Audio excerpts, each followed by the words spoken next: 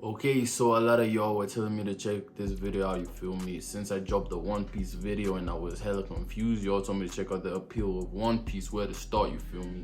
So fun fact, I was actually watching this show called One Piece, not the anime, but the one that dropped on Netflix, you feel me?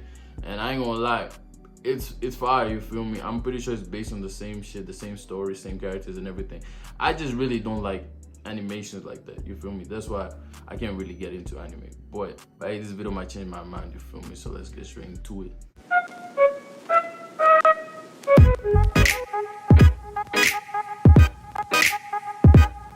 "14 minutes is crazy, I ain't gonna lie." Well, now, there has been a certain ominous shadow cast across this channel. You see, as a YouTuber, I'm generally known for four things: my long, in-depth videos, my love of all things shonen, my utterly flawless. Okay, so we gonna. And the problem with those former two is that at some points it means that I need to do a video on the series One Piece. Hey, maybe just start the video. Comes from how insanely long the series is, currently residing at its 833rd chapter, and the staggering breadth of its 800, which, according to the One Piece wiki, has currently 866 named characters. I know because I counted, and it took a long time. bro. How long has this show been going on, bro? I'm seeing some dates there that I wasn't even born. So how does one talk about such a massive series like One Piece? That's Well, crazy. the answer that I've come to, at least, is the same way that one devours a whale, and that is piece by piece. One Piece. She wasn't that funny, I ain't gonna lie. And so, what we're going to do here today is that rather than go straight into a full-blown why you should watch/read, which, don't worry, we will get to, is to first put out a shorter video covering what I consider some of the broader structural aspects of One Piece, which will then free us up and allow us to take a much deeper dive into the characters and themes later on. So with this in mind, my friends, please sit back, relax. Yeah, so it is the same. It's based, the Netflix show is based on this, you feel me? Let's discuss. Obviously, I don't even know why I was One Piece. thinking about it. Where to start? I first encountered One Piece in 2006 on the UK television version of Toonami. 2006!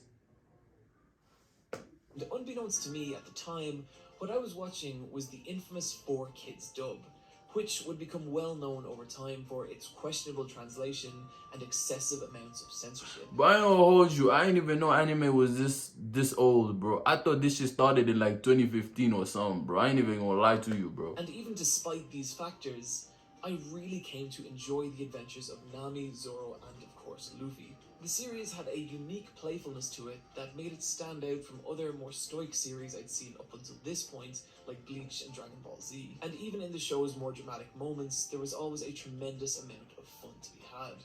Of course, as I watched the imaginative pirate adventure on my parents' old TV, what I was completely unaware of was what a world-shattering phenomenon I was actually dealing with. That revelation would only strike me several years later, when, on a trip to Japan, it became obvious what a massive deal One Piece actually was.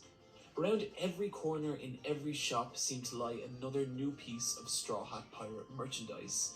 Luffy and his ragtag crew were everywhere on everything.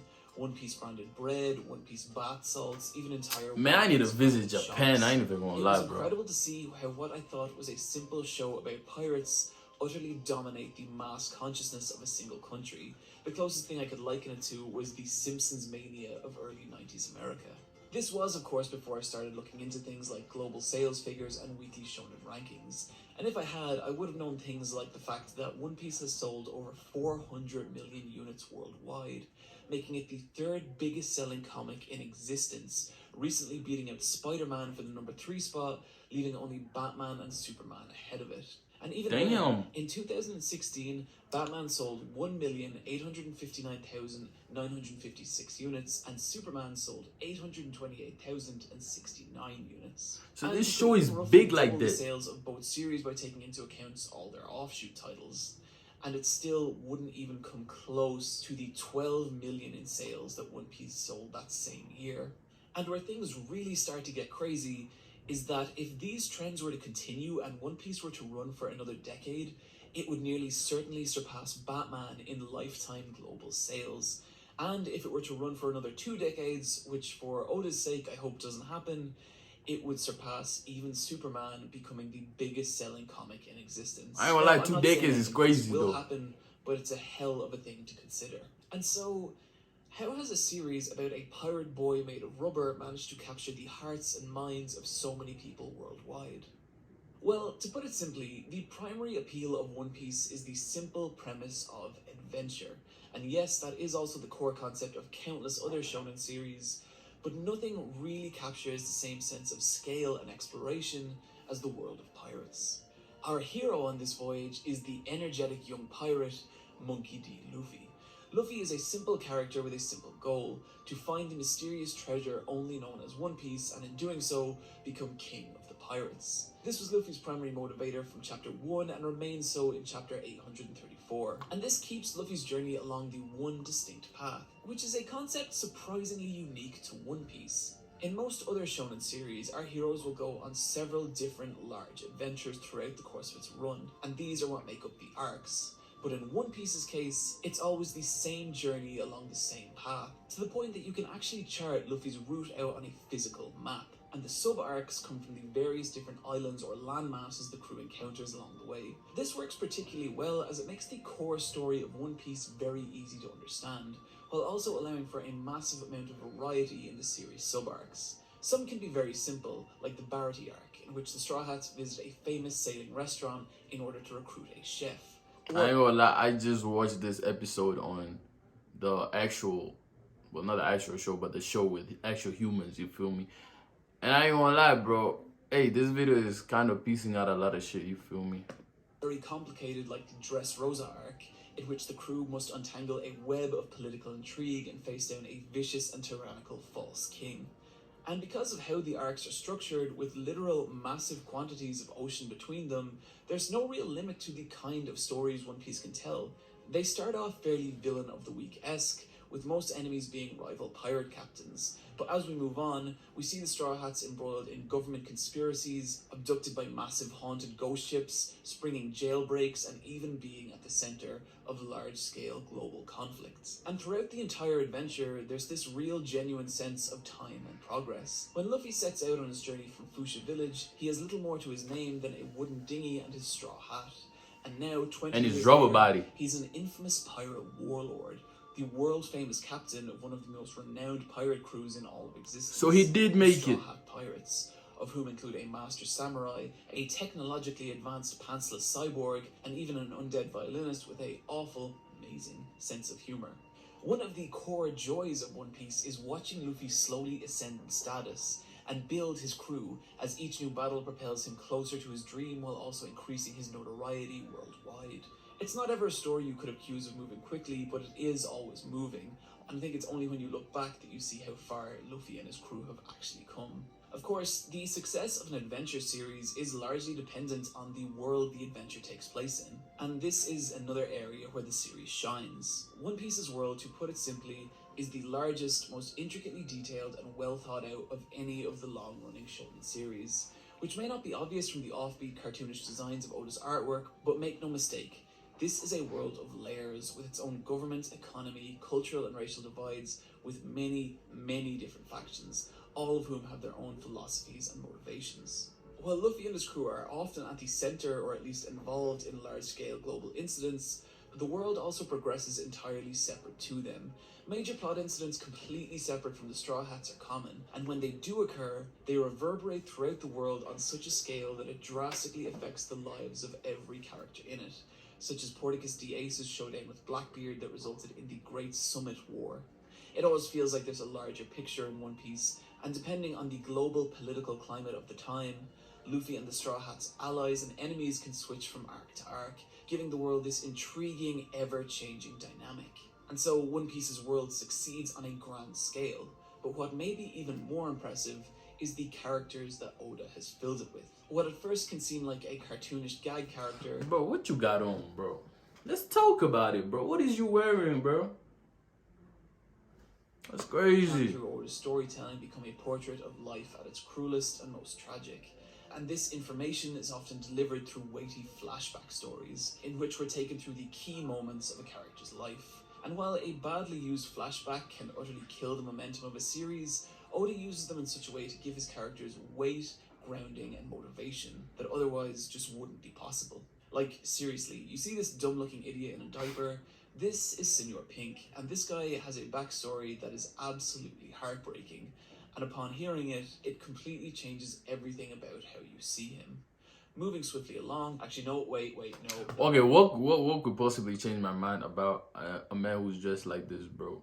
I need to hear his story, bro. I really need to know what's going on in your life. I know some of you out there don't believe me, so we're gonna prove it. Okay, say less. Senor Pink started out his adult life as a member of the brutal Don Quixote crime family, where his Okay. days were frequently filled with criminal activity and brutal violence. So far, Until not so one day, sad. in the pouring rain, he met a woman who he immediately fell in love with.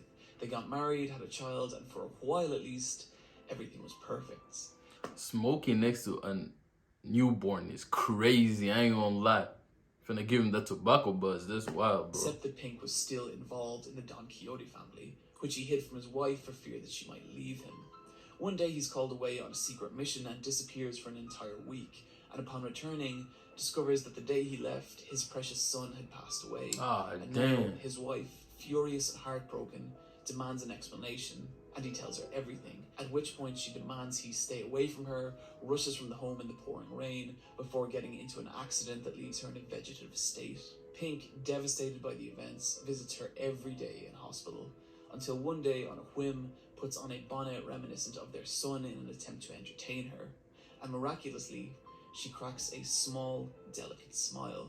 And so, for the sake of seeing his wife smile, he continues to dress more and more elaborately, even enjoying the ridicule of everyone around him.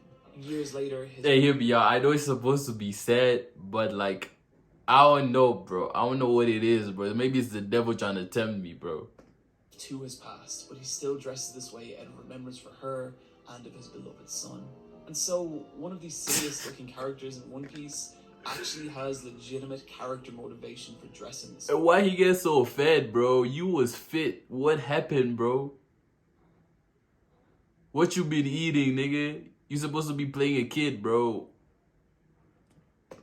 And in justifying this, he becomes an actual grounded, tangible character. What really gets me here is that this is one tiny, inconsequential character in One Piece's world. And yet still, Oda manages to imbue him with a sense of depth and grounding many writers fail to give even their main protagonists. And Nah, that's saying fire, nothing of though. the amazing job Oda's done in establishing the main major heroes and villains of One Piece's story. So he ain't even a main character, but he got a whole storyline. Motivation is the primary factor that makes One Piece's worlds feel so vivid and alive, and makes each individual character feel like a true story in their own right. The last thing I'd like to talk about with One Piece is also one of its least tangible elements, and that is the creativity and imagination that's gone into it.